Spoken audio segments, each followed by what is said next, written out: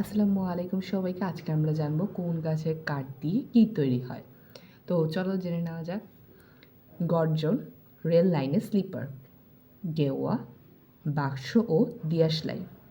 ধুন্দল হচ্ছে কাঠটা ব্যবহৃত হয় পেন্সিল তৈরিতে। বাঁশ কাগজ তৈরিতে।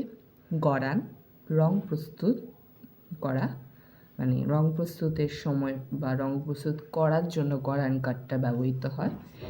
শাল গাছের কাঠ ব্যবহৃত হয় বৈদ্যুতিক তারের খুঁটি তৈরি করার সময়। সেগুন গাছের কাঠ ব্যবহৃত হয় আসবাবপত্র তৈরি করার সময়। আর গামারি গাছের কাঠটা ব্যবহৃত হয় নৌকা তৈরিতে। এমন আরও সব ভিডিও পেতে অবশ্যই চ্যানেলকে সাবস্ক্রাইব করতে হবে এবং কমেন্ট করতে হবে কেমন ভিডিও চাই।